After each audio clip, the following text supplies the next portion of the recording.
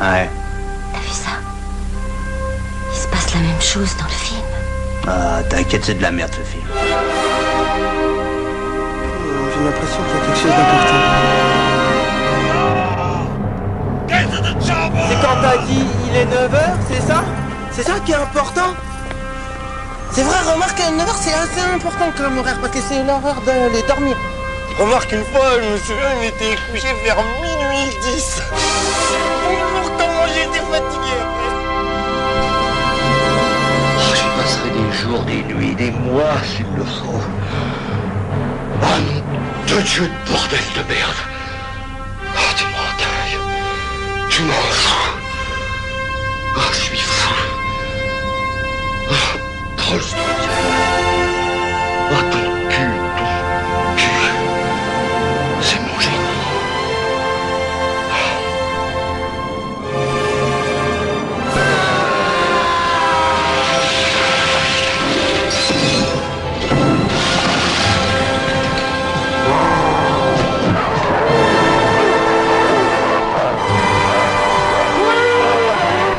Billy, toi tu sais quelque chose. Qu'est-ce que c'est? J'ai la pétoche, Pancho. Déconne pas, je t'ai jamais vu avoir la pétoche. Je sais pas ce que c'est, mais ça nous suit. Et je sais que c'est pas un homme.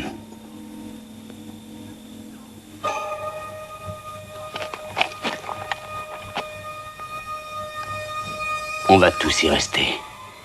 Bonjour et bienvenue, vous écoutez Le Cinéma est mort, l'émission nécrophile de Canal B avec bien entendu Poncho, le docteur Moreau. Bonjour Antonin. Salut ma couille. Une émission entièrement consacrée aujourd'hui au Predator de John McTiernan. Pourquoi ? Parce qu'on a envie déjà, ça faisait longtemps qu'on caressait l'idée de faire une émission on a déjà consacrée. Parlé, mais trop peu en fait. Et exactement, on avait même émis l'hypothèse à une époque d'enregistrer un commentaire audio pour Predator, ce qui peut toujours se faire, mais ça serait un peu redondant étant donné qu'on va déjà consacrer 1 heure aujourd'hui à ce film, que nous aurons l'honneur de vous proposer dans les films du dimanche soir, la programmation donc de l'Arvor que nous vous proposons avec l'équipe d'En attendant Godard. Ce sera le 14 octobre à 21h. 14 octobre 2018, si vous entendez cette émission en rediff ou en podcast, c'est trop tard. C'est trop tard, vous avez raté une belle occasion de le revoir sur grand écran.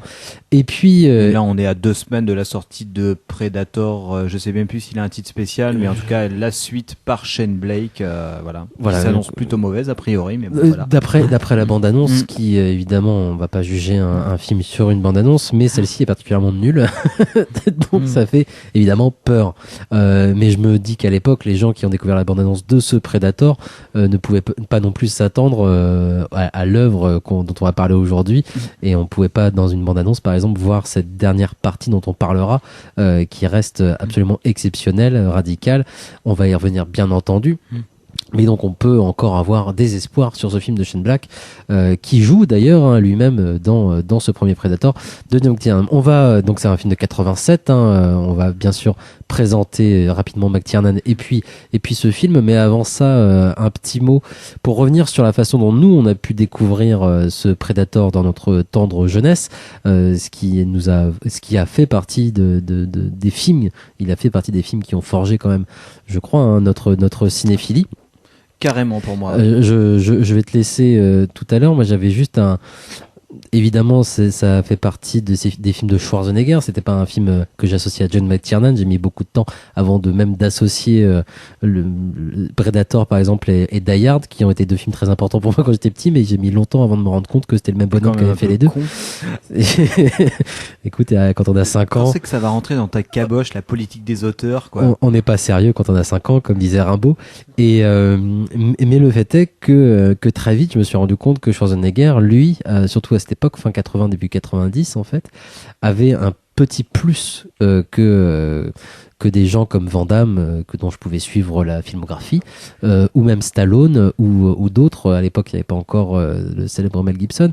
Et pourquoi tout simplement parce que lui arrivait et cherchait vraiment à s'associer non pas à des cinéastes reconnus, loin de là d'ailleurs, mais par contre il cherchait vraiment le talent chez certains cinéastes. McTiernan en a fait partie. C'est grâce à Schwarzenegger quand même que justement sa carrière a pu être lancée, puisque avant Predator il avait uniquement réalisé un long métrage, Nomads, avec Pierce Brosnan, le seul film qu'il a scénarisé d'ailleurs, qui est pas le plus marquant quand même des films de McTiernan. Faut être honnête, même si c'est intéressant pour justement le travail autour de l'auteur McTiernan, c'est évidemment intéressant, mais même lui, je pense, on n'est pas particulièrement fier, voilà. Mais par contre, Schwarzenegger et Joel Silver, qui était donc producteur, entre autres, l'un des producteurs de Predator, ont tout de suite remarqué qu'avec très peu de moyens, McTiernan avait un talent pour créer une angoisse et une atmosphère et gérer un espace. Et c'est exactement ce qu'ils recherchaient, eux, pour faire ce Predator, sans avoir le budget d'un Terminator 2 qui arrivera 5 ans plus tard. Et il a continué, Schwarzenegger, je vais pas citer tous les gens avec qui il a travaillé, mais quand il va demander à Verhoeven de travailler avec lui, c'est pareil. Verhoeven, il a fait Robocop. On peut pas dire que ça soit tout de suite quand même le bonhomme le plus recherché à Hollywood. Il y en a eu d'autres comme ça. Et il est très très honnête par rapport aux échecs qu'il a pu avoir. Il se rend bien compte, par exemple, qu'un film comme Running Man s'est raté. Pourquoi ? Parce qu'ils ont pas voulu mettre la main au porte-monnaie pour avoir quelqu'un de plus important, y compris d'ailleurs pour la suite de Predator. Predator 2, Schwarzenegger, pourquoi il la refuse ? C'est parce que les producteurs refusent d'aller chercher un vrai cinéaste et vont prendre Stephen Hopkins, qui est pas un vrai cinéaste, c'est juste un bonhomme qui a fait Freddy 5. Et même si j'ai beaucoup de sympathie, voire de l'affection pour Freddy 5, je vais pas le mettre au même rang qu'un Predator, justement. Voilà, moi c'était pour le petit truc, qui fait qu'à l'époque, même si je m'en suis pas forcément rendu compte, au fur et à mesure, ça reste l'un des films que j'ai le plus vu dans ma vie, et je me rends bien compte que là, il y a eu le plus, je m'en suis rendu compte assez jeune quand même, même si c'est pas tout de suite, que McTiernan était là, et c'est pas, bref. Je vais te laisser, toi, Oui, moi, par rapport à ma rencontre avec ce film, en tout cas, moi, ça a été un choc. Je pense que c'est un des, si on veut parler de choc cinématographique, ça en a été un, et assez fort. Je sais plus quel âge j'avais exactement, peut-être 16 ans ou 17 ans, où j'étais en train de regarder probablement le Télérama familial, et que je vois qu'il y a un film qui s'appelle Predator, qui passe en deuxième partie de soirée sur TF1, il me semble, dans mes souvenirs c'est ça, et où je me dis, forcément, petit adolescent narquois, je me dis, allez, je vais me faire un bon gros nanar en deuxième partie de soirée, et je vais bien rigoler parce que ça a l'air bien con, une bande de bidasses qui combat un extraterrestre dans la jungle, et ça va être une grosse merde américaine, comme Télérama le laissait entendre dans mes souvenirs. En tout cas, c'était un peu ça. Et la première critique de Télérama, qui est toujours disponible, je crois, sur Internet, précise bien que ce film est une merde sans intérêt. J'imagine que de toute façon c'était ça, et moi de toute façon de la culture d'où je venais, fatalement ce genre de film était, je pense que j'avais peut-être déjà vu Terminator et déjà peut-être apprécié Terminator à cette époque-là, mais mes souvenirs sont assez flous. Mais de toute façon, de la culture d'où je venais, qui est typiquement une culture Télérama assez de gauche, et puis qui disait que tous ces films d'action américains étaient décérébrés. De toute façon, Predator obligatoirement c'était un nanar, et j'ai été estomaqué parce que, voilà, on y reviendra. C'est vrai que le film commence, et j'étais pas déçu. Le film commence dans une sorte de truc, presque de comique troupier, avec un défilé d'un déluge de testostérone, où tu te dis putain, là je vais passer un super moment. Un gigantesque concours de couilles. Oui, c'est complètement ça. Et au fur et à mesure du film, d'une part, je me rends compte que je suis complètement dedans, sans savoir pourquoi, et surtout, il y a ces 30 dernières minutes où là, je pense que j'ai eu un choc à la hauteur de quand on voit Apocalypse Now, en fait. À la différence près que Apocalypse Now, on sait qu'on est susceptible d'avoir un choc. On te prépare à avoir un grand là, film. J'étais pas au courant.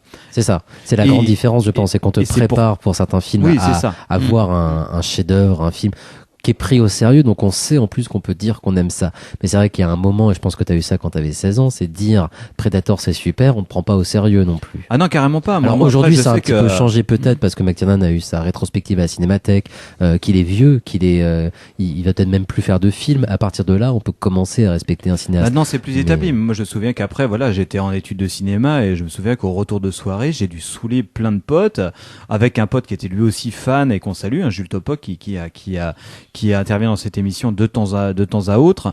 Et on allait chez moi et puis je montrais à qui voulait bien se caler devant ma télé pendant une demi-heure, je montrais les 30 dernières minutes de Predator à des gens qui me disaient mais t'es complètement taré mon pauvre.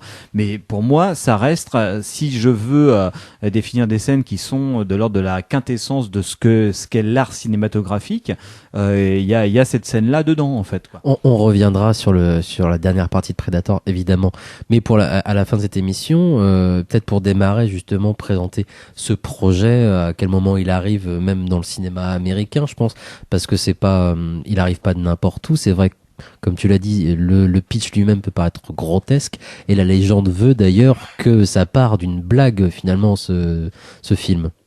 En fait, la petite anecdote qui court sur ce film, c'est que quand on était en plein, et forcément les années 80 très testostéronés, on est vraiment en pleines années Reagan, de cinéma de la reconquête, après les années 70 plutôt critiques, plutôt des héros bodybuildés qui regagnent les guerres qui ont été perdues dans la réelle histoire, on les regagne au cinéma.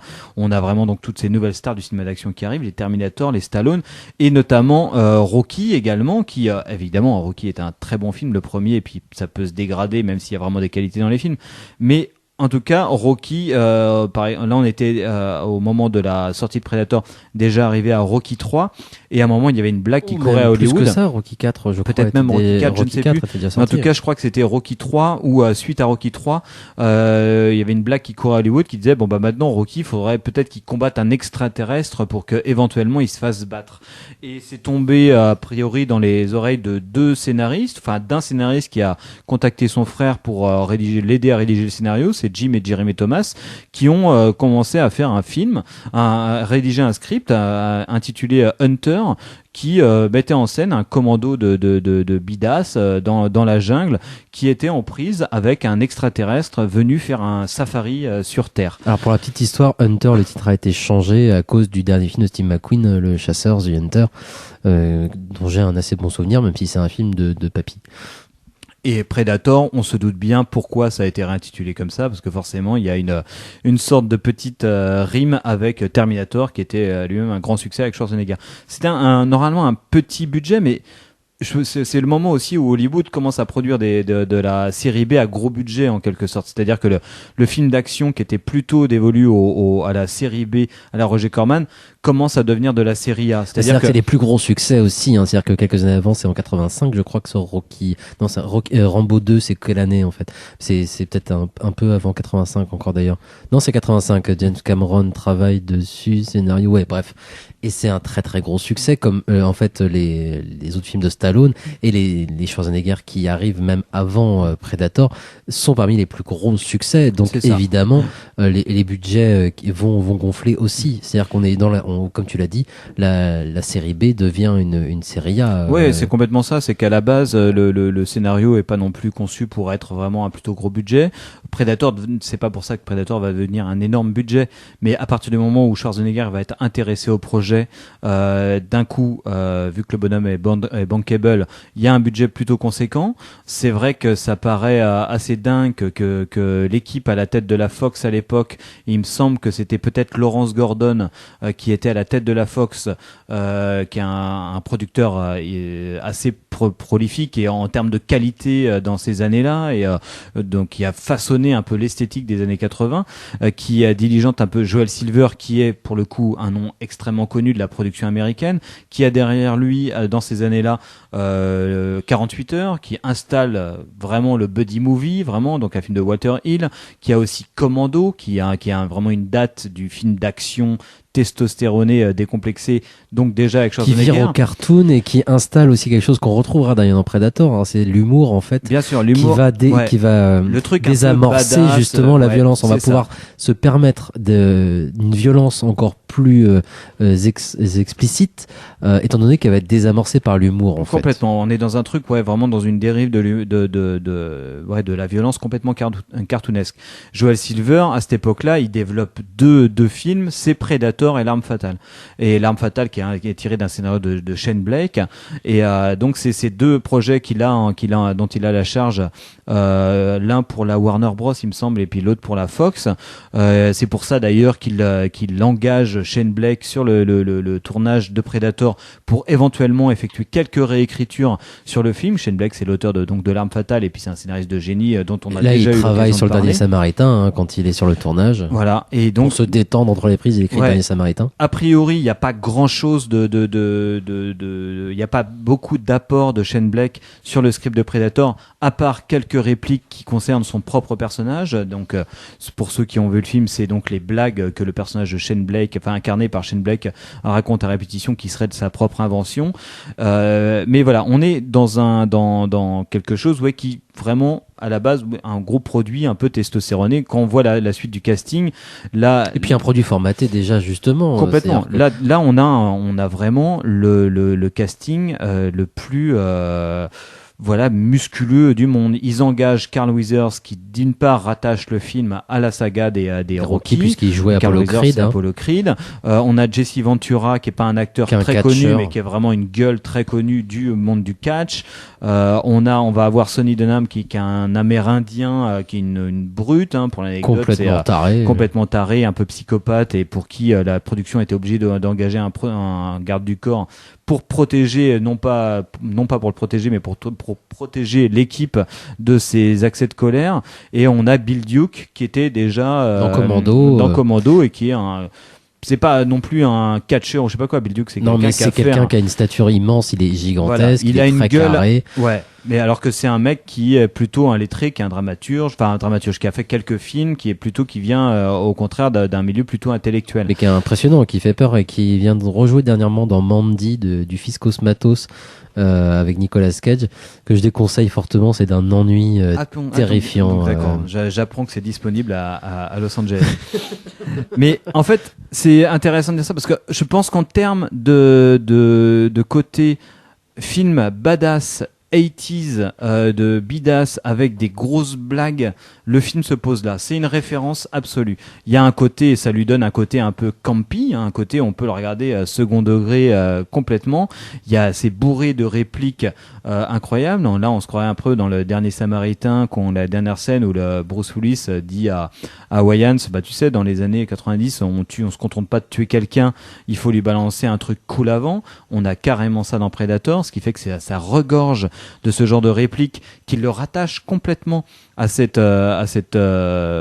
tous ces films un peu de Commando et compagnie, un peu campy, un peu drôles, qui sont toujours hyper agréables à regarder. C'est agréable. Après, c'est vrai que c'est pour moi une certaine limite aussi, ce qui fait que par exemple Predator n'est pas le chef-d'œuvre de McTiernan, même si on va retrouver ces éléments-là dans un film comme Piège de cristal, qui fera juste après, mais qui correspondront beaucoup plus au personnage même. C'est-à-dire que Piège de cristal, qu'est-ce qu'il va apporter ? C'est déjà un personnage qui est à l'antithèse totale de ces bodybuilders. Ça va être la grande différence. Là, de voir des types faire la guerre dans la jungle contre, par exemple, je pense à la scène de l'attaque au début du film contre ce village de communistes. Dans un chaos total, bourré de violence, où on massacre des dizaines de personnes, et de voir Schwarzenegger prendre le temps quand même de s'arrêter de regarder un bonhomme pour lui sortir une blague, on a un peu de mal à le prendre au sérieux. Le talent de McTiernan, je trouve, c'est de réussir malgré tout à ramener en fait une atmosphère inquiétante, mais l'instant d'après. Ce qui, dans un film comme Commando, par exemple, n'arrive jamais. Même dans Commando, on n'a jamais rien d'inquiétant. Ouais, non, mais carrément. Mais je pense que moi, c'est à revoir encore le film là pour préparer cette émission. Je pense que c'est ça qui me passionne le plus en fait, et qui correspond un peu au rapport que j'ai eu au film en premier lieu. C'est-à-dire de regarder le film en me disant c'est ridicule, mais en même temps c'est super drôle. Et puis d'arriver à la toute fin en train de se dire c'est un chef-d'œuvre incroyable. C'est plus proche d'Apocalypse Now que de Commando. On est d'accord, oui. Et parce que le film en fait a une évolution. Et là, on parle presque en termes plastiques, vraiment, ou une vraie évolution formelle sur tous ces plans qui est hyper cohérente. Et il est pur. Il est pur complètement. C'est vrai que là, c'est un film qui n'est pas sans parenté non plus avec le Aliens de James Cameron, qui devait être tourné l'année précédente ou peut-être en même temps, je ne sais pas, mais qui met en scène pareil une troupe de bidasses qui vont débouler sur une planète pour dézinguer du E.T. Donc c'est un peu en inversé, c'est-à-dire que là, on a plutôt une troupe de bidasses qui est partie pour dézinguer quelqu'un et qui vont se faire attaquer par des E.T. et qui vont se faire dézinguer. Il y a un truc comme ça où pareil, James Cameron est plutôt ironique dans sa représentation des bidasses en les montrant en situation de toute puissance au début, en toute puissance de physique, en toute puissance au niveau de leur armement, et ils occupent l'espace. Et ce qui est intéressant, je sais où tu veux en venir, mais justement avant que tu y ailles, ce qui est intéressant, c'est que je trouve que ça arrive très très vite dans le cinéma américain à cette époque-là, à partir du moment où ce super-héros musculeux, que ce soit Stallone, Schwarzenegger ou les autres, ont justement pris la place du cinéma. C'est-à-dire que t'as cette figure du héros invincible, et là depuis pas très très longtemps, ça fait 5-6 ans qu'il est là, qu'il s'est installé dans le cinéma américain. Et là, on le remet très très vite en question, on le détruit très très vite. C'est quelque chose que j'ai beaucoup de mal à imaginer aujourd'hui s'il y a une figure qui arrivait comme ça, comme le super-héros justement. Enfin voilà, on le remet pas tout de suite comme ça à sa place. Après, c'est parce que ça acquiert une autre dimension dans le film, parce que je pense que forcément un héros invincible au niveau dramaturgique, c'est absolument inintéressant. Là, il faut montrer à la fois une posture héroïque et puis à la fois qu'il soit mis en danger par quelque chose. Non, mais c'est toujours le cas, évidemment. Mais par contre, là, on a affaire à un survival, c'est-à-dire qu'on va garder Schwarzenegger bien évidemment, et encore, on va y revenir, mais la dernière séquence du film, j'ai pas l'impression qu'il ait vaincu quoi que ce soit. Mais tous les autres justement, ces super-héros, ces figures bodybuildées disparaissent toutes quand même. Oui, non, mais c'est ça qui est fou dans le film. Moi, je trouve, c'est que en fait, c'est comme si le film se dévidait progressivement. Il commence un peu sur les chapeaux de roue, sur en termes de mise en scène, avec une musique plutôt omniprésente, une musique rock'n'roll, une musique de domination en fait, et toute la mise en scène est une mise en scène de domination.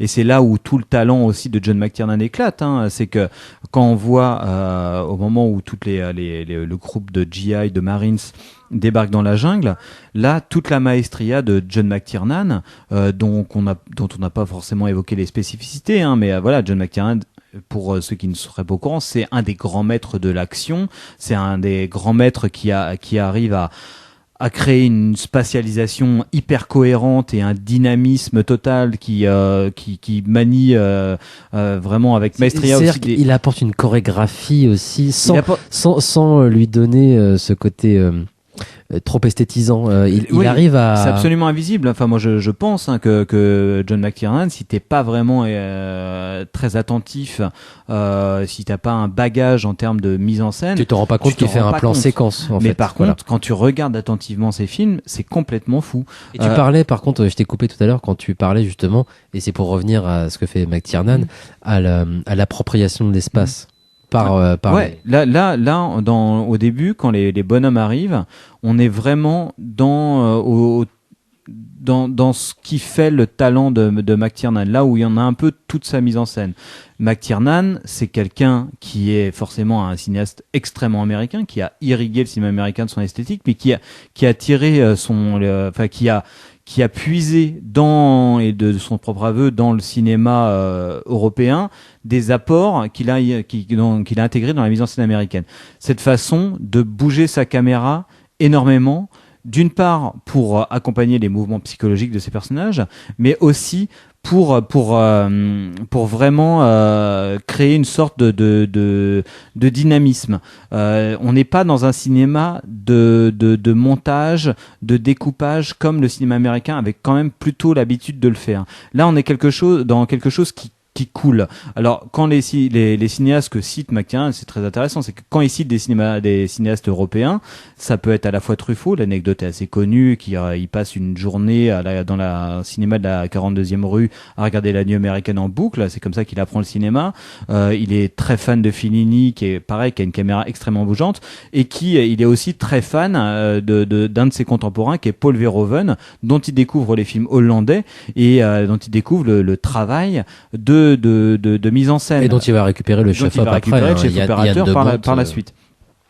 Et c'est vrai que quand tu regardes le début du commando, du commando de l'aspect commando de Predator, c'est-à-dire le moment où ils arrivent dans la jungle, on est un peu dans cette pleine maîtrise de l'espace. On a des bonhommes qui arrivent dans un environnement inconnu dont ils doivent se faire maître et maître de l'espace, évidemment. Hein, et en fait, dans la mise en scène, on a vraiment ça. C'est-à-dire, on a ce territoire qui est un territoire étrange, hein. La jungle, c'est plutôt, en plus c'est très connoté au niveau cinématographique, hein. C'est vraiment un endroit où il y a des tas de chefs-d'œuvre qui ont été tournés là-dedans. On sait que c'est un endroit hyper dangereux, c'est un endroit qui est à la fois complètement fermé, bourré de hors-champ, bourré de dangers, complètement caché parce qu'à travers les feuillages, ça, on ne voit rien. Il y a des dangers absolument invisibles. C'est bientôt le point apocalypto. Eux, ils arrivent. Et dans la mise en scène hyper bien chorégraphiée de McTiernan, on sent que les bonhommes, de toute façon, c'est leur travail. Ils arrivent sur un terrain, en terrain ennemi, et ils se baladent. Ils arrivent à se mouvoir et à se faire vraiment complètement à dominer le terrain dont un terrain dangereux. D'ailleurs, faut le préciser, que ça soit, enfin, notamment pour le tournage. Hein, c'est Schwarzenegger qui le dit lui-même. D'ailleurs, à aucun moment il tourne sur un terrain plat. Il était toujours dans des pentes. McTiernan allait constamment rechercher justement des terrains dangereux, c'est-à-dire des terrains pentus, des terrains avec des courbes. Et malgré tout, comme tu le dis, les personnages maîtrisent cet espace. Oui, ils maîtrisent et c'est incroyable. C'est vraiment, moi j'encourage tous ceux qui s'intéressent un peu à la mise en scène à regarder ça. Tu coupes le son, tu regardes comment c'est foutu, c'est incroyable. C'est vrai qu'il y a un truc que McTiernan peut partager avec des Verhoeven ou avec des James Cameron qui sont les autres maîtres du cinéma d'action. C'est cette sorte de dynamique qu'il peut créer entre l'avant-plan et l'arrière-plan. C'est-à-dire qu'on a des plans relativement longs qui vont commencer en gros plan, qui vont finir en plan très très large, des plans qui vont commencer en plan fixe, qui vont finir en plan relativement rapide. Et tout ça crée une dynamique où on se repère tout à fait dans l'espace. Ça crée aussi une dynamique sur ce que ça raconte, c'est-à-dire ces bonhommes qui se déplacent dans un environnement dont ils se font maître au bout d'un moment. Oui, et dans le groupe qui justement maîtrise l'autre aussi, puisqu'il y a quand même des chefs, des chefs et des batailles entre une sorte de hiérarchie. Et justement l'image raconte tout ça. Hein. Complètement. Et au début du film, ce qui est très étonnant avec Predator, c'est que c'est un film qui commence sur un scénario. C'est un film presque qui se fait pirater. Et encore une fois, peut-être que je m'attarde sur ce point précis parce que ça correspond aussi au rapport que j'ai eu avec le film. Mais c'est un film qui commence, dont l'argument c'est une équipe une rescue team qui doit aller secourir une bande de politiques qui se seraient crachés dans la jungle et qui seraient peut-être capturés par des pourritures communistes. Et donc et qui sont obligés de faire équipe avec un ancien bidas, un ancien Marines qui aurait été engagé par la CIA. Et du coup ils sont là-dedans. On arrive au point où ils arrivent à récupérer, non pas à récupérer les otages, mais à trouver des otages qui sont dépecés. Donc premier élément où tu dis c'est quand même bizarre que des communistes dépecent. Premier élément gore en plus. Premier élément gore. L'horreur débarque dans le. Donc là on se rend compte qu'il y a un truc un peu bizarre qui peut se passer, où d'un coup finalement l'espace vacille. On se rend compte que ces bonhommes qui sont un peu maîtres de leur environnement, finalement commencent à perdre pied. Et il y a cette scène qui est sur laquelle il faut s'attarder un petit peu, mais une scène d'assaut de la base communiste où ils arrivent qu'ils doivent détruire, où ils découvrent au final que c'était pas du tout une mission de sauvetage, mais au contraire une mission de destruction déguisée, diligentée par ce bonhomme, donc interprété par Carl Weathers, et qui va vraiment au bout duquel on va se rendre compte que le film va basculer. En fait, il va complètement basculer parce que là où d'un coup on se rendait compte que tous les personnages devenaient maîtres de l'environnement et puis la mise en scène de McTiernan était là-dedans, on se rend compte que d'un coup on bascule dans une mise en scène qui, au contraire, où l'environnement va les submerger peu à peu. Et dans la mise en scène, c'est plutôt très très clair, quoi. On commence dans des plans, là où on était dans des plans qui est des plans assez longs ou qui passaient de l'avant-plan à l'arrière-plan. Là, on passe à des plans très très larges où la jungle va devenir un personnage à part entière et où le film va presque être, d'un point de vue presque méta, on pourrait dire, être piraté par la vision d'un autre metteur en scène qui serait celui du Predator, qui regarde tout ça, ou en sachant que voilà, pour ceux qui ont vu le film, la vision du Predator a une vision subjective en vision thermale, donc on voit les personnages, lui il voit les personnages mais en termes de chaleur, et on se rend compte que voilà, ces personnages qui essayaient d'être metteurs en scène quelque part, deviennent des personnages d'un autre metteur en scène qui arrive là. Oui, il y a quelque chose de Palma, on les voit se faire observer par le machin, et ils sont pas du tout les prédateurs. Justement, c'est là qu'on le découvre vraiment dans le machin. Mais il y a autre chose aussi, c'est que la mise en scène change énormément dans cette séquence d'assaut, qui est une scène un peu problématique quand même. Oui, c'est vraiment j'ai l'impression que beaucoup de chefs-d'œuvre comme ça ont, moi, ce que j'appelle un peu les scènes trou du cul du chat, où on a un chat, c'est un animal incroyable, mais il faut quand même qu'il montre son cul tout le temps. Donc, on peut être complètement gracieux et puis d'un coup avoir un gros trou du cul qui se balade comme ça. Tous les chefs-d'œuvre ont un truc comme ça, un gros défaut. Et c'est vrai que cette scène-là, et c'est très amusant de regarder le DVD avec le commentaire audio de John McTiernan où lui-même revient dessus. C'est une scène réalisée par la seconde équipe. On voit bien que là, d'un coup, c'est une scène qui n'est pas du tout mise en scène, quoi.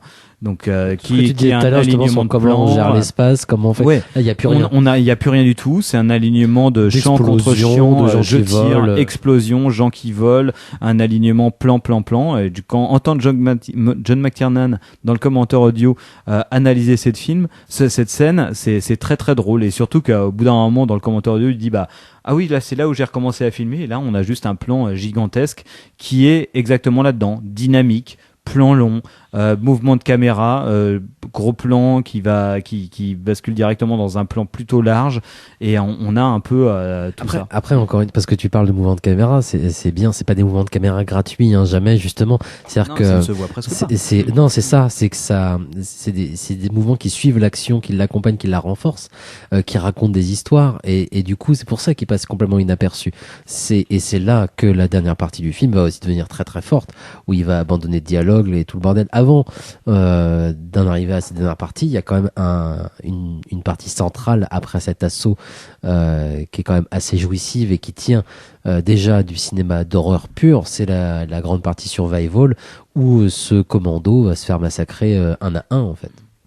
Ils vont tous disparaître les uns après les autres. Alors soit dans hors champ, mais c'est pareil, chaque mort est accompagnée par une mise en scène, par des mouvements de caméra qui renforcent justement l'inquiétude, l'inquiétante étrangeté même parfois.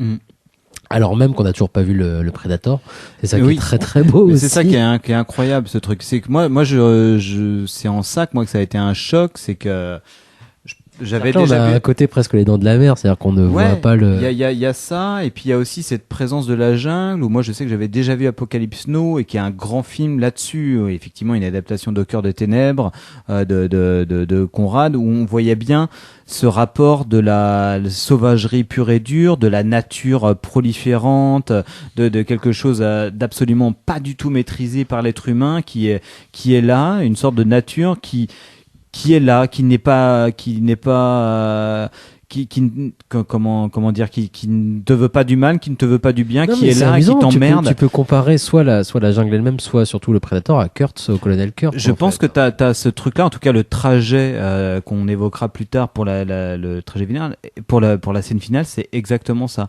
Et dans le rapport que vont entretenir ces personnages-là avec la jungle, c'est exactement ça. Au bout d'un moment, quand on a évacué un petit peu justement l'intrigue presque géopolitique finalement, en le disant vite, qu'il peut y avoir entre cette lutte entre les Américains, les impérialistes et les communistes, et qu'on se rend compte que tout ça c'était un alibi, et que les bonhommes vont se retrouver juste dans une situation justement de survival. On va se dire il y a un truc chelou qui se passe.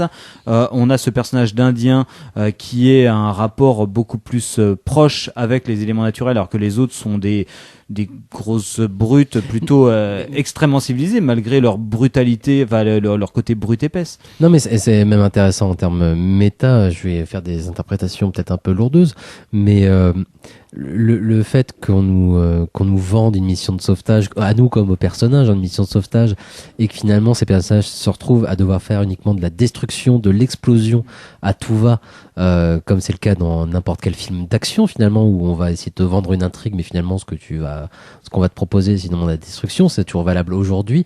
Et une fois que cette destruction est passée et qu'ils se sont rendus compte du poteau rose, ces types sont complètement désemparés et se retrouvent à la merci justement d'une force extérieure. Moi, je trouve ça assez intéressant. C'est vraiment très bien redoublé par des motifs plastiques, quoi. Vraiment, on a, comme je disais là, d'un coup, on a des plans qui sont beaucoup plus larges. Il y a cette scène assez fameuse qu'on peut analyser de différentes façons, où tous les bonhommes dézingue une partie de la jungle avec des gros fusils, où là on est vraiment dans le truc de destruction porn, où John McTiernan disait lui-même, moi on m'a presque demandé de faire ça, on me dit ça manque, il faut vraiment faire une scène de destruction massive.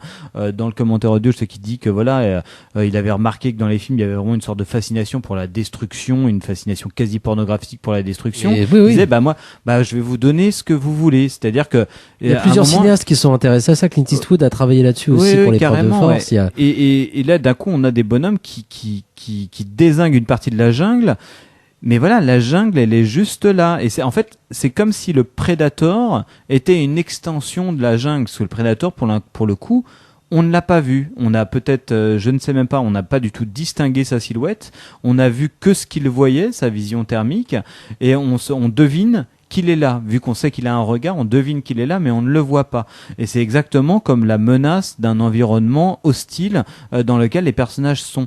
Et ils se retrouvent à dézinguer toute une partie de la jungle. Évidemment, ça ne sert strictement à rien. Et ils vont être, après ça, soumis à la toute puissance du Predator, qui lui est en pleine possession, qui lui-même, tout comme eux, être un maître de la gestion de l'espace, qui arrive, dont le boulot, parce qu'il vient faire un safari, est de justement s'immiscer dans un espace et d'en devenir maître pour dézinguer ses proies, qui lui ne sont pas les communistes, mais ces bandes de GI surarmés qui feraient très très bien dans son salon, leur crâne ferait très très bien dans son salon. Et il y a un basculement dramaturgique qui est intéressant. Pour l'anecdote, c'est assez drôle parce que dans le scénario à la base, le personnage de Carl Weathers, qui est donc le traître quelque part, quoi, l'ancien ami de Schwarzenegger, qui est passé du côté des ronds de cuir, comme dirait Balavoine, à la base dans le scénario était un bad guy. La LAN, je crois. La LAN était un bad guy tout du long. C'était un peu l'équivalent du personnage de Burke dans Aliens, quoi. C'est-à-dire le personnage qui était entre une puissance destructrice et le peuple, quoi. On est dans des schémas du cinéma américain ou de la culture américaine extrêmement bien définis, quoi. Quelqu'un de cette figure de l'entre-deux, du bureaucrate qui est honni par le cinéma américain. C'est intéressant parce que John McTiernan a voulu éliminer d'office le fait que ce personnage soit un méchant. Il est dans le commentaire audio, il dit très bien, je veux dire, non, c'est juste quelqu'un qui a fait un mauvais choix à un moment. On ne va pas faire perdurer le fait que ça soit un méchant. On ne va pas créer une scène où d'un coup il veut sauver sa peau en dézinguant ses personnages. On va lui offrir peut-être une mini rédemption sans s'appuyer ce méchant dans le cinéma américain comme Burke, c'est le lâche surtout, quoi. C'est un personnage qu'on retrouve depuis très longtemps, qui était déjà dans le western. C'est le lâche. Et c'est vrai que McTiernan, il renverse ça très très bien avec ce personnage de Carl Weathers dans Predator, où il va même le faire sympathiser avec avec Bill Duke justement, au moment où ils sont tous les deux, ils pourraient l'un comme l'autre passer pour des fous parce qu'on n'a toujours pas vu de Predator. Ils voient un homme invisible se balader dans les arbres. Peut-être qu'ils ont tous pété un plomb. Non, ils se retrouvent tous les deux, ils sont d'accord et ils vont se battre ensemble et ils vont mourir ensemble même. Et leur mort ensemble là, je la trouve même. Et c'est plutôt beau humainement, et c'est surtout qu'en termes de dramaturgie et de force plastique de l'ensemble, c'est plutôt extrêmement malin parce qu'en fait ça redonne une sorte de. Là, on est à un point où le film est basculé. On a vraiment un groupe d'humains civilisés. Qui sont avec leur bagage humain qu'on a appris à connaître et qui sont des gens pleins qui vont s'opposer a une forme vide, plastiquement elle est vide, elle est transparente, elle est. Mais ce qui est important, c'est surtout, surtout c'est c'est une humain, force hein. d'action pure qui veut les prendre en chasse et qui veut les mettre dans un jeu qui serait presque un jeu complètement abstrait. Et le fait, c'est extrêmement malin de la part de John McTiernan de pas avoir rajouté un adjuvant là-dedans, quoi. Mais c'est quand même intéressant tout ce que tu dis depuis tout à l'heure sur les personnages eux-mêmes, parce que comme on en parle depuis le début de l'émission là du film, on pourrait avoir l'impression, enfin l'auditeur pourrait avoir l'impression qu'on est en train de s'exciter sur un objet parce qu'on fait une surinterprétation esthétique ou je ne sais quoi.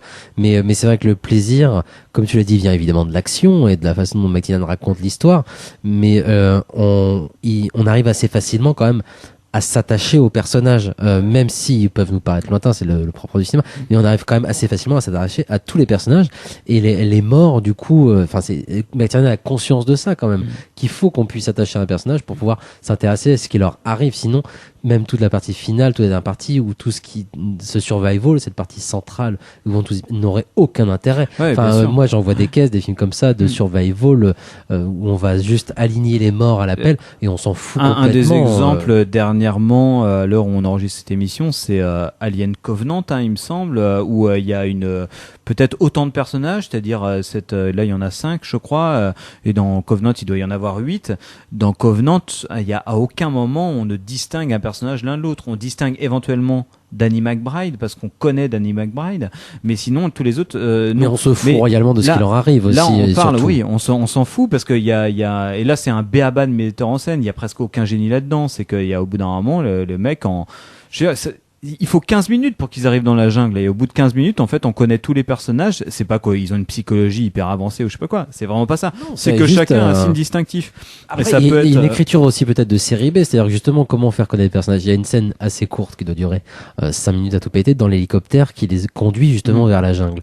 Dans cette scène d'hélicoptère, la caméra fait le tour des personnages, nous les présente tous un par un. Alors ça peut paraître complètement con, même à l'écriture comme ça ou écrit sur du papier, tu te dis mais non, mais c'est grotesque, on va pas faire comme ça une présentation des personnages un par un avec un truc qui va les distinguer.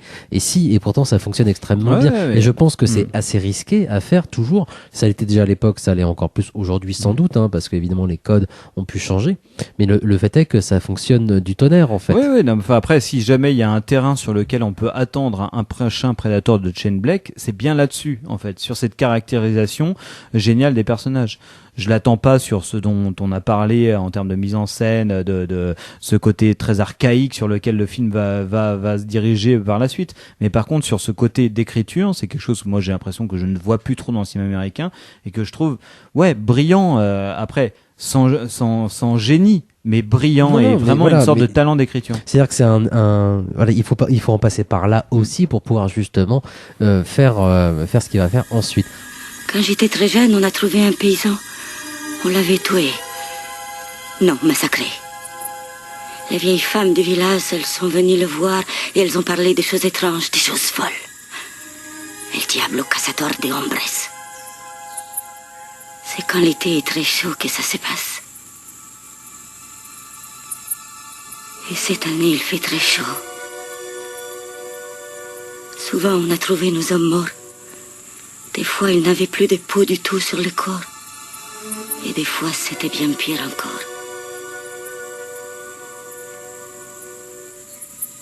El cazatrofeos de los hombres, ça veut dire le diable qui se fait des trophées avec les hommes. C'était donc un extrait de Predator avec c'est pas Maria Conchita Alonso, mais c'est pas mais c'est kiff. Excusez-moi pour cette remarque extrêmement raciste et antiféministe au possible. On essaie de draguer tous les publics.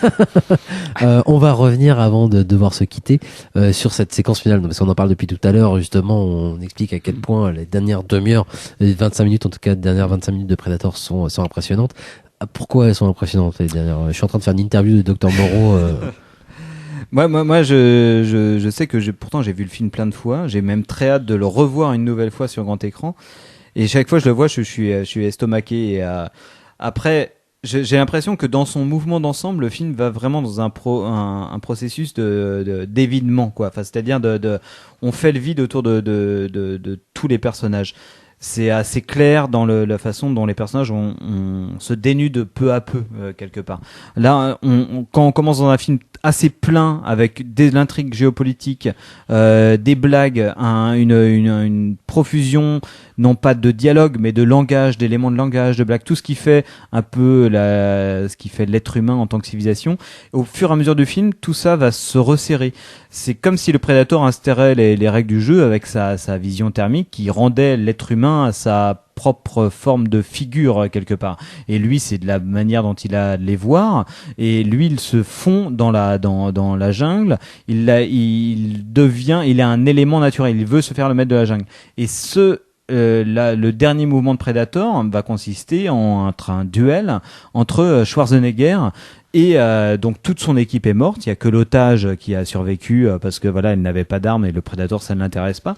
Et il va devoir combattre le Predator. Et du coup, à partir de là, il est tout seul, donc il ne parle plus. Il ne parle plus. Il ne donc doit c'est plus faire 30 de minutes bruit, complètement muette. Donc pas complètement. Il a 2-3 répliques, mais très cri. succinctes. Voilà, c'est ça. Mais à partir de là, il ne doit plus faire de bruit. Donc il doit là, se cacher. on a il découvre comment se Ouais. cacher en se recouvrant de boue. Comme ça permet à Predator de ne plus le voir.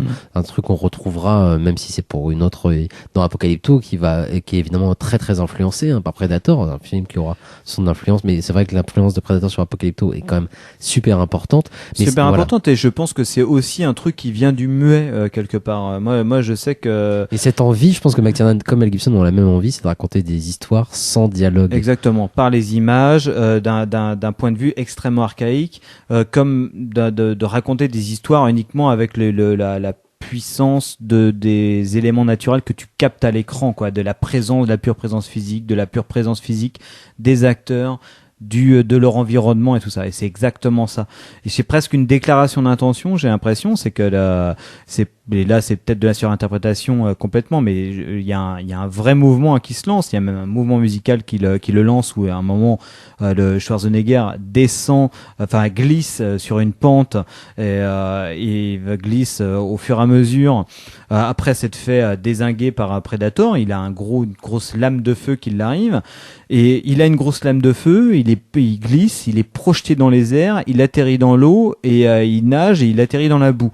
Et là, c'est clairement peut-être de la surinterprétation, mais on a clairement les 4 éléments qui sont là, en fait. On a le feu, on a l'air, on a l'eau, et puis après on a la terre, quoi.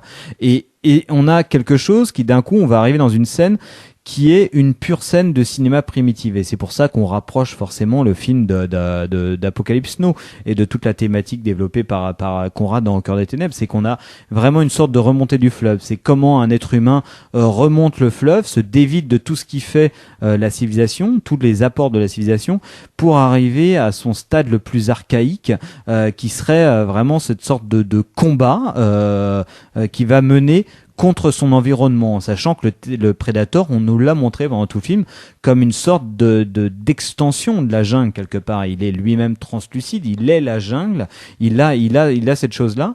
Il y a tout un rapport aussi avec le haut et le bas dans le Predator. Enfin, plastiquement, c'est hyper riche, et on va se retrouver dans une scène qui va montrer, qui pourrait être tiré de bande dessinée de Tarzan ou de quelque chose comme ça, quelque chose qui est à la fois hyper iconique, c'est-à-dire c'est aussi la force de John McTiernan, parce qu'on a dit qu'il était hyper dynamique, que ça bougeait tout le temps, mais en même temps quand il y a des stases de plans, au moment où le plan s'arrête, ou d'un coup t'as des plans où tu dis ouais, c'est incroyable, c'est hyper iconique, dans le sens où dans la composition et tout, bah ouais, c'est t'en fais un poster. Enfin, il y a un truc où oui, non, mais moi c'est pour ça que je le rapproche aussi. Et tout, je pense que il y a un vrai lien entre ce que cherche à faire en tout cas Mel Gibson et ce que cherche à faire McTiernan à ce niveau-là, c'est-à-dire cette capacité justement à épurer totalement son film, et en même temps toujours garder justement ce côté iconique et mythologique, complètement aussi, ne jamais perdre de vue non plus la mythologie de ces personnages, que ça soit celui de Schwarzenegger d'ailleurs ou le Predator, hein. Ils portent tous les deux une vraie force. C'est pour ça que la confrontation finale, cette confrontation justement mano à mano même, est d'autant plus forte, vraiment. Ah ouais, t'as vraiment cette chose-là qui est assez dingue, moi je trouve, qui ne laisse pas de m'étonner. Et pourtant je l'ai vu un paquet de fois. Je trouve qu'en plus, pour la dernière fois que je l'ai vu en salle, ouais, je trouve ça dingue. Enfin, il y a un côté vraiment puissant, archétypal, archaïque, primitif, à la fois vraiment avec une sorte de non pas de discours, mais de vision plutôt critique que John McTiernan apporte là-dedans, parce que forcément on a eu affaire à un moment à des mecs qui étaient des gros branleurs, quoi. Mais pourtant, il récupère de concours de couilles. Il récupère, moi, il y a une fragilité même dans cette partie finale du personnage de Schwarzenegger qui me ramène, moi, à celle du premier Rambo. Il y a des liens évidents entre les deux, hein, ce moment où Rambo, dans le premier film, hein, se retrouve dans la forêt, doit préparer des pièges. Et c'est vrai que le personnage de Schwarzenegger dans Predator récupère même quasiment les mêmes pièges, fabrique ces pièges. Moi, c'est des séquences que j'adore dans le cinéma d'action ou d'aventure, quand des personnages vont devoir construire eux-mêmes quelque chose, surtout si c'est des pièges pour se défendre, calculer comment ils vont faire venir le personnage, même si McTiernan va un peu déstabiliser les plans même de Schwarzenegger. Enfin, j'imagine c'est pas McTiernan, c'est les scénaristes hein, qui sont amusés à faire ça. Mais voilà, ça ramène vraiment à Rambo qui était un personnage extrêmement fragile, qui était à la limite de la folie pure et qui craquait complètement, quoi. Et du coup, de retrouver Schwarzenegger tout seul, fragile, enfin voilà, il y a une vraie fragilité du coup qu'on impose, qui est imposée au personnage face à du coup une figure du Predator qui elle est surpuissante, même si au fur et là il y a quelque chose de super fort et qui se passe et qui est une efficacité, c'est surtout ça qu'il faut pas perdre de vue, qui est d'une efficacité spectaculaire, redoutable. Ah ouais, mais je pense que là, en termes d'efficacité, de toute façon, le film, il y a vraiment que la scène, et je savais même pas que c'était même pas lui qui l'avait filmé, mais il y a vraiment que la scène du désengage du camp de coco, où tu te fais un peu chier, et ça dure 5 minutes. Parce que sinon, voilà, tout est incroyable. Et c'est vrai que ça annonce de toute façon une carrière qui de toute façon sera un peu sur les mêmes auspices. Il y a quand même, on a toujours ce rapport chez McTiernan d'un homme par rapport à son espace aussi, quoi. Enfin, d'un homme qui va être plongé dans son espace et surtout à sa civilisation. C'est très important la civilisation, oui. Parce que même dans un film comme Thomas Crown, on a quand même affaire à un bonhomme qui joue avec sa civilisation, avec sa culture et sa culture au sens même artistique du terme dans Thomas Crown, qui est le film dont McTiernan semble le plus fier en termes de mise en scène et de, même si c'est pas moi celui sur lequel je prends le plus de plaisir bien évidemment, hein, mais je pense que c'est parce que c'est beaucoup mieux que l'original. C'est quelque chose qui l'intéresse beaucoup, c'est comment réagir face à sa culture, face à sa civilisation et évidemment face à son espace. Comment utiliser l'espace qui nous entoure en fait. Et c'est exactement ce qui se passe dans cette dernière partie, c'est comment Schwarzenegger comme le Predator d'ailleurs vont utiliser leur espace parce que le Predator, sa façon de combattre justement Schwarzenegger, c'est uniquement ça, c'est calculer où est-ce qu'il pourrait être Schwarzenegger par rapport à un événement, un bruit, un mouvement qu'il a pu percevoir, parce que on est en termes de perception de la part du Predator, vu que Schwarzenegger se cache et il ne peut plus le voir, sa chaleur. Donc voilà, c'est vraiment un gros travail sur justement l'espace, et tout en rendant ça, tout en l'incluant vraiment dans l'action pure. Ouais, je pense que je crois que c'était dans Beats, l'épisode de Beats consacré à McTiernan, où Rafik Djoumi disait voilà, chez McTiernan, on ne voit que des personnages en train de réfléchir. Et c'est pas fou. C'est pas que c'est des plans longs sur des gens qui sont en train de réfléchir. On va durer 1 minute. C'est que des gens qui sont en train d'analyser ce qui se passe autour d'eux. Et que ça soit le Predator ou les personnages, c'est que des gens qui sont en train d'analyser toutes les choses. Le Predator, quand sa vision thermique, c'est juste de voir qu'il a affaire à des figures, il doit les bouger presque sur son échiquier mental pour savoir la meilleure manière de les dézinguer. Après, Schwarzenegger, quand il est dans cette scène finale, il doit réfléchir, construire son propre damier, donc c'est-à-dire conquérir son environnement pour réussir à piéger le Predator.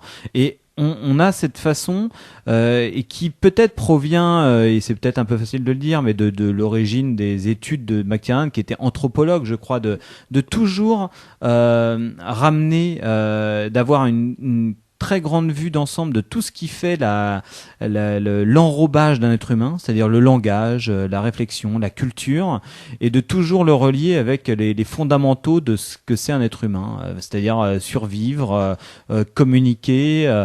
Ce qui fait que chez McTiernan, tu as souvent voilà, tous ces rapports avec le langage, même dans Predator, déjà, il y a le langage des signes, il y a le langage espagnol, il y a le langage, voilà, il y a plein de langages différents, même le langage du Predator. Mais le Predator lui-même qui enregistre ce qui est raconté, qui essaye de comprendre. Enfin, lui, le grand travail du Predator pendant une grande partie du film, c'est essayer de comprendre justement ses proies, en fait. Avant de les attaquer, il essaie d'abord de les comprendre, de savoir comment ils réfléchissent. Enfin, c'est super intéressant de présenter d'abord le personnage par justement sa façon de réfléchir. On ne voit pas le Predator, on ne sait pas à quoi il ressemble. Par contre, on essaye de comprendre comment il réfléchit.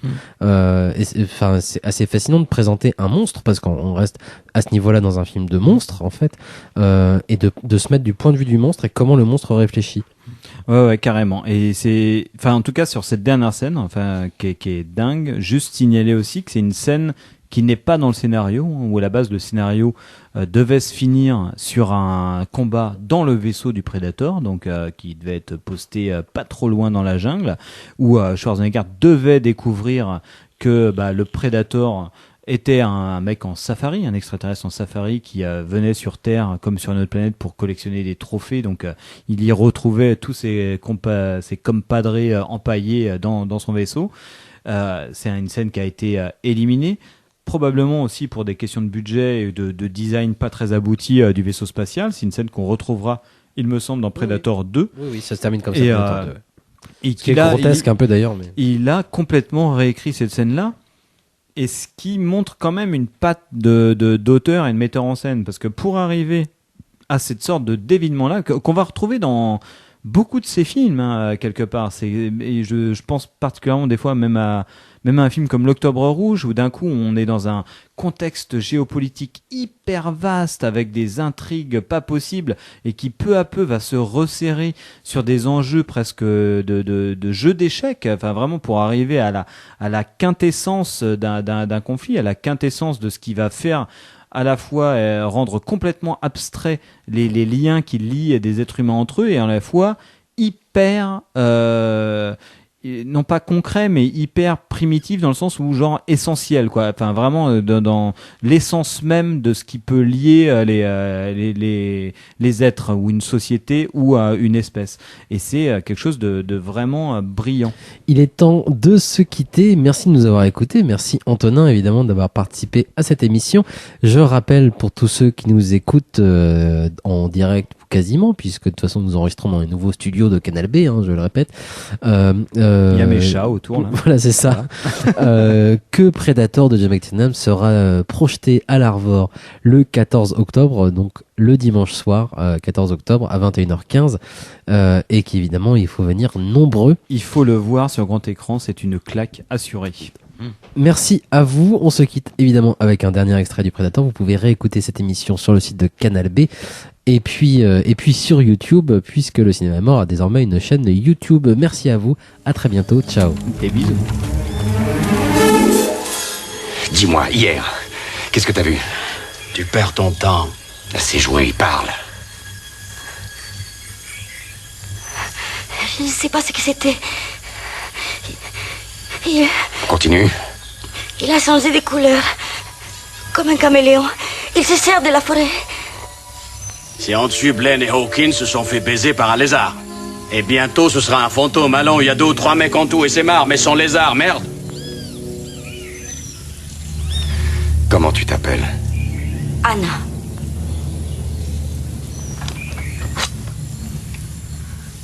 Anna, cette chose nous cherche. Nous tous. Tu le sais. Bon Dieu, t'es cinglé ou quoi? On a besoin de tout le monde.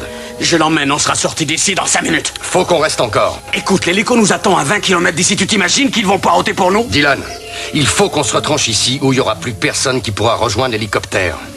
Il y a une autre chose. Quand l'homme à la moustache a été tué, je pense qu'il a blessé la chose.